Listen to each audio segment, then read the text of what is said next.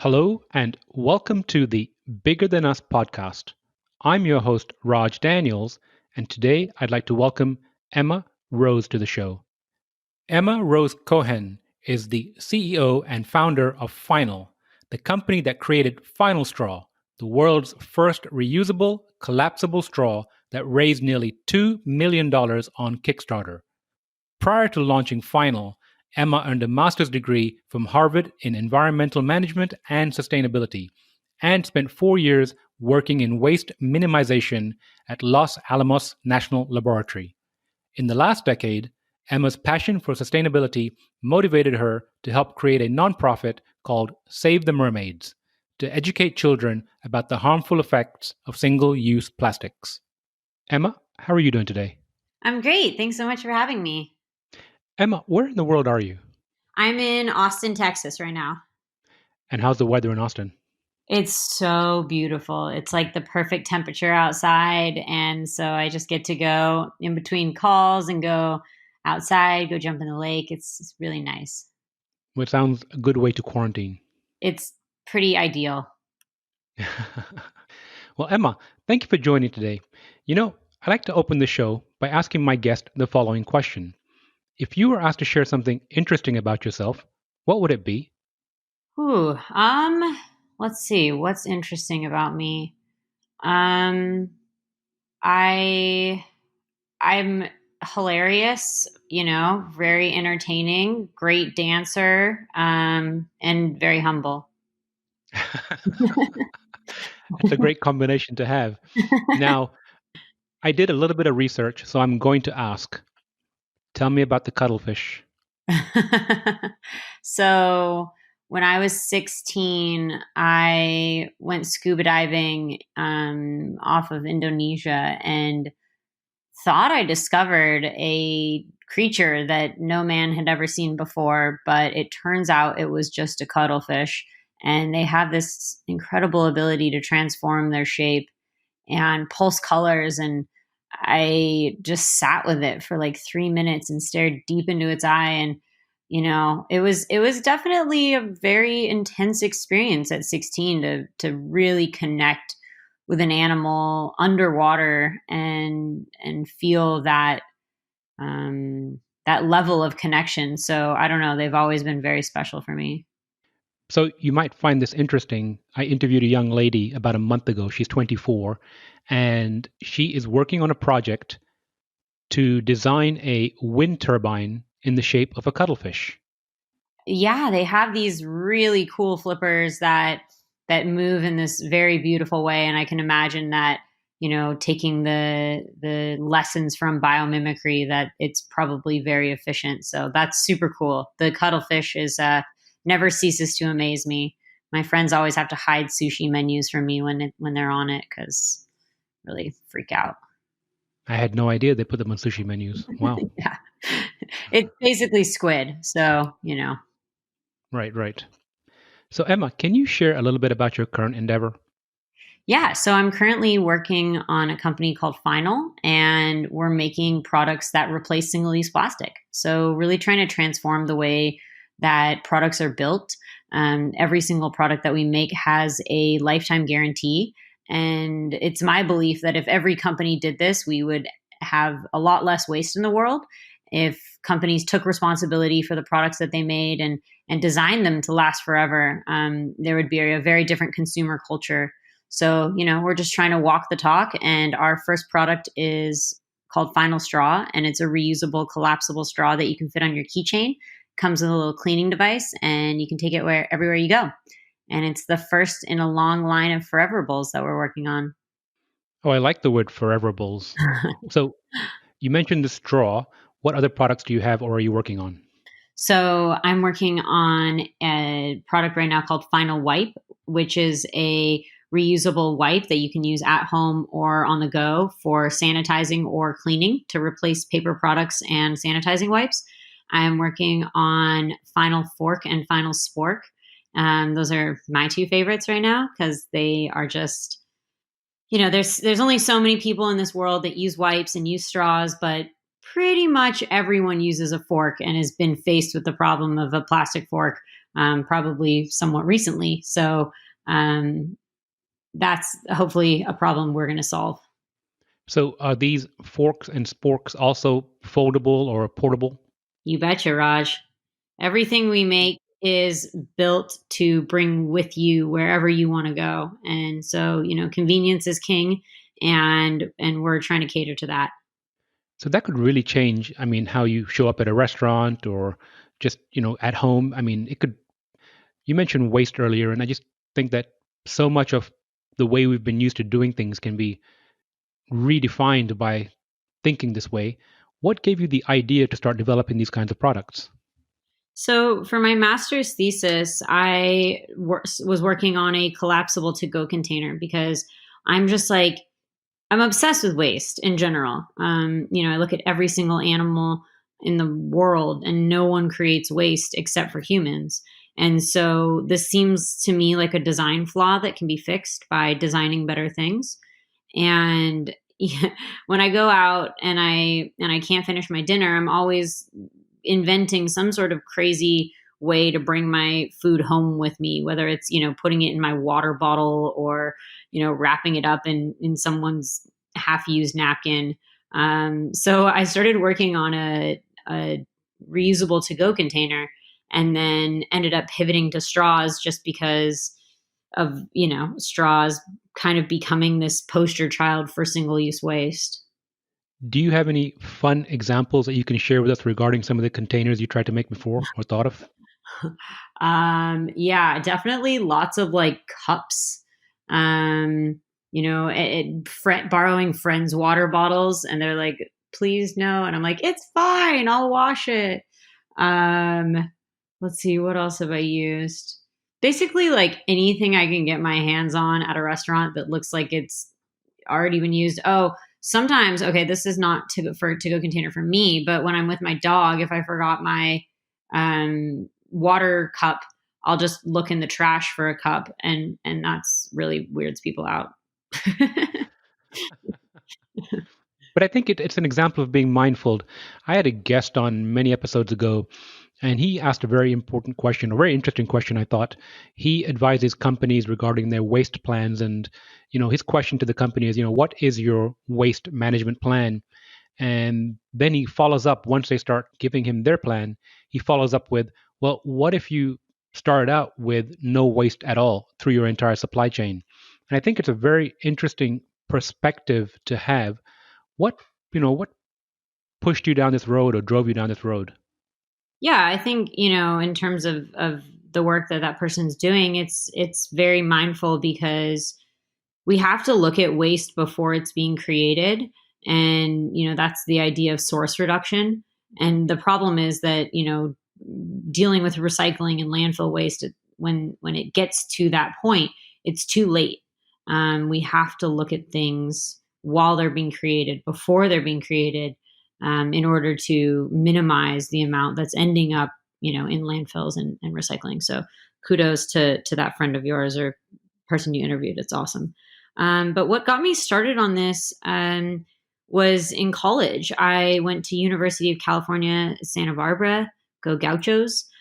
Great spot right on the ocean, and I just really got to get connected with how easily our trash flows from the street to the ocean, and it just kind of started to sit in a very weird way with me because you go to college to further your education, to make an impact on the world, to impact others and leave a positive change, and yet here I was going out on a Saturday night using 15, 20 red Solo cups and just tossing them without any sort of thought as to where they'd end up. And so it was that kind of like juxtaposition of like my actions and then my purpose that caused some deeper reflection, and I ended up pivoting from going the medical route to really focusing on single use plastic and environmental awareness. So, how did your peer group take that pivot in your life? Well, I'm so lucky to have such incredible friends, and my friends really have been the inspiration for a lot of this. We all started dressing up like mermaids together and doing beach cleanups. And, everyone I hang out with, we're very outdoor focused and nature focused. And so, anyone who appreciates the outdoors, which really is everyone in one way or another, but, with varying degree. But you start to realize that the human impact on nature is very strong, and that we do have individual power to change that impact and to spread that awareness. So you mentioned your realization in college, and it sounds like with your background, there are many other things that you could be doing. So what's your driving why? What keeps you so passionate and pursuant in this area? There's a few things. First of all, it's like we get these amazing emails from customers who were taking their first step on a sustainable journey and use FinalStraw as that first step. And when they share their stories with us, it really creates a personal connection between me and the purpose of what we're doing, because it really is to just provide tools for people to reduce their waste. So that's one. The second one is, I've kind of been my own boss since day one. It's just that hasn't always jived well with my other boss when I've had a real job. So, to be able to manage my own schedule, and then also to build a company that I really believe in, and a company that I believe in the foundation and the values, and bring together this amazing team, because Final is the team, and to see what we're able to create together when we all are aligned on this mission is so fun, and it really is just fun. That's the end of it. So I appreciate that. Going back to the straw for a minute, how did you come up with the straw and what was that journey like? So I've been obsessed with straws since I went to Thailand in 2015 and was walking on remote beaches and picked up a handful of straws in the morning, cleaning the beach. And then, the next morning, same thing. And it's like, I'm on this beach. There's probably 200 people in this town. And yet I'm picking up, 50 to 100 straws a day. So that's kind of when my real hate for straws started to develop. And so I kind of went on this tirade of telling people to not use straws. And this was, way before this was kind of like a public issue. And people would look at me like I was crazy. Like, what on earth could a straw do to harm anyone? Well, then the turtle video goes viral, and all of a sudden, straws become this kind of like symbol for environmental awareness. And but no one was making any alternatives. So all that existed at the time were, a really standard and basic stainless steel straw, glass straw, and metal straw. But, each had its issues with, either being dangerous, when you break a glass straw, or, Starbucks had to recall 2.8 million metal straws due to mouth lacerations, and none of them were convenient. And so the idea just came out of necessity. So what was some of your learnings going from idea to production? Well, first off, don't let not knowing anything stop you, because I had no clue what I was doing. This was my first business, and I've never created a product in my life until FinalStraw. And so I think that it's easy to really get trapped into self-doubt and concern that there's other people out there that can do it better than you, and there definitely are. But just remaining steadfast and keeping at it every single day. But man, the book will have to come out soon with the rest of the lessons, because there's so many lessons that you learn. And I didn't go to business school, so it's basically business school on crack, is starting your own company. And then within the first 9 months of operation, we'd done 5 million in revenue. So it was like really just blasting off into space while building the rocket ship with no instructions. And how did you get the word out about your straws? So we launched on Kickstarter and the campaign went viral and that kind of did it. And I think I heard that your straws are right now in over 100 countries. Is that correct? Yeah, so we've sold in over 100 countries. There's someone right now in Burkina Faso, if you're listening, hey there, with a FinalStraw. And it just amazes me that this is such an incredible global phenomenon. I think, plastic pollution is obviously an issue everywhere. It touches every single one of us. And so, to see the involvement on a global level is so cool. That's pretty amazing. And you mentioned earlier working on Final Wipe, but let's say you had a magic wand. You couldn't eliminate all waste, but there are some other products that you'd like to see perhaps being in the final category. What would they be? Well, definitely takeout containers. I think that's kind of one of the next designs I'm working on. I've kind of been marinating on it for a while, and it's a tough one because there's so many different aspects that you could solve for. And so, do you go kind of customer centric or do you go more delivery centric? And those are all kind of things I'm just letting sit in my mind while I'm trying to finish up all these other projects. So I have an idea Oh, Tom. for anyone out there listening, and I've always had this, not always, but I guess over the last 10 years, I want someone to invent a edible bottle, water bottle. So Mm. let's call it the Aquafina bottles, for example, something that you can drink the water and then it have some kind of nutritional content and be able to, eat the bottle essentially. So I hate to rain on your parade, but that exists. It was tested. So they're not bottles, but they're smaller, kind of like pods. And it was tested recently at, I think, the Boston Marathon, where they were, instead of handing out tiny little cups of water, they were handing out these little pods. Um, but there's definitely quite a bit of research and development being done in film biodegradable plastic like materials, especially around seaweed. So I don't think we're very far off from that being real.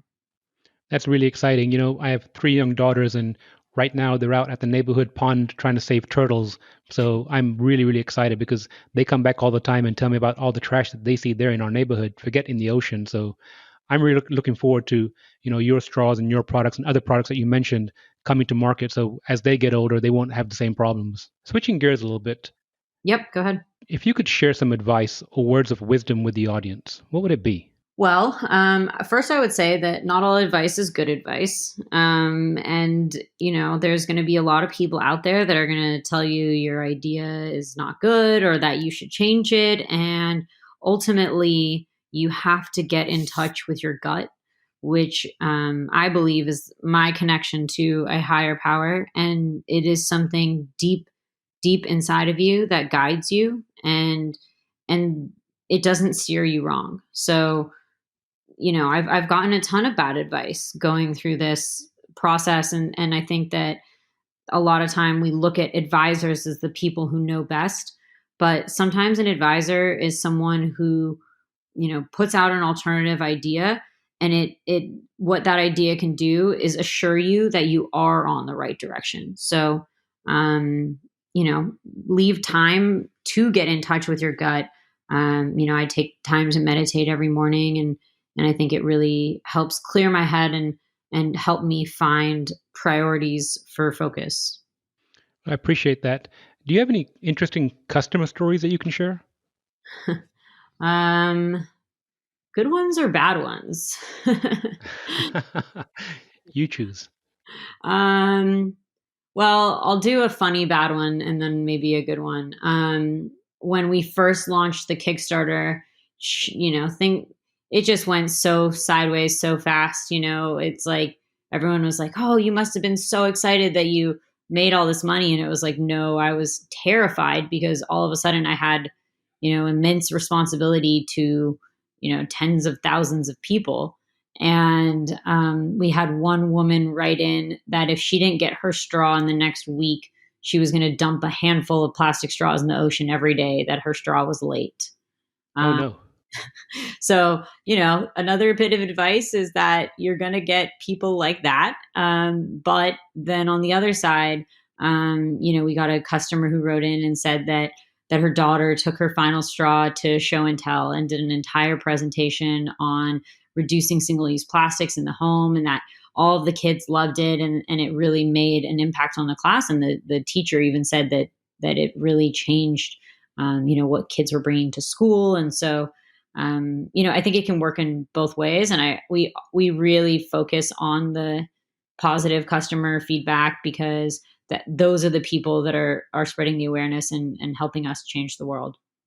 I appreciate you sharing that. And you mentioned Kickstarter a couple of times. So since you have this experience with Kickstarter, would you mind sharing some of that experience? Yeah. So Kickstarter is a platform where you can launch an idea without actually having a product.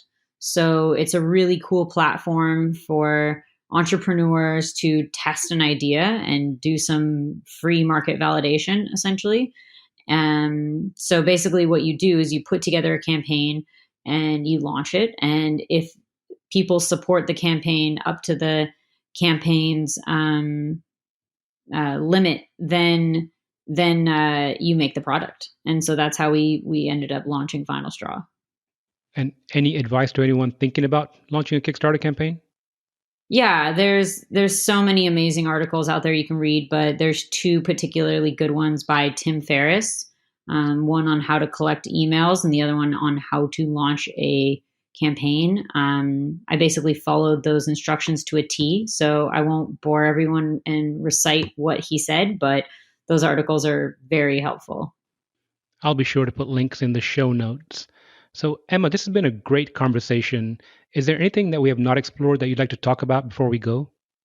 Yeah, I think just, I just want everyone to remember their power to make a change in the world. I think it's easy to feel small and powerless with, everything that's going on in the world right now. But we actually just did the calculation for Final, and we've saved over 250 million single-use plastic straws from entering the environment as of now. Wow. And this is just one little company. That really is amazing. I'm going to put my money where my mouth is and say that if anyone is interested in FinalStraws, that I will happily pay for the first 10 people that email me, raj.daniels@nexuspmg.com. I will pay for them myself and have them shipped to you. So, Emma, I really appreciate your time today, and I look forward to catching up with you again soon. Oh, Raj, that's so sweet of you. Thank you so much. It was great chatting. Thank you very much. Thank you for listening. And if you like what you heard, please give us a rating and review at Apple Podcast. Bigger Than Us is a Nexus PMG production. And if you want to show your support and help us grow, please share with a friend or reach out to us on social media, where you'll find us under our Nexus PMG handle.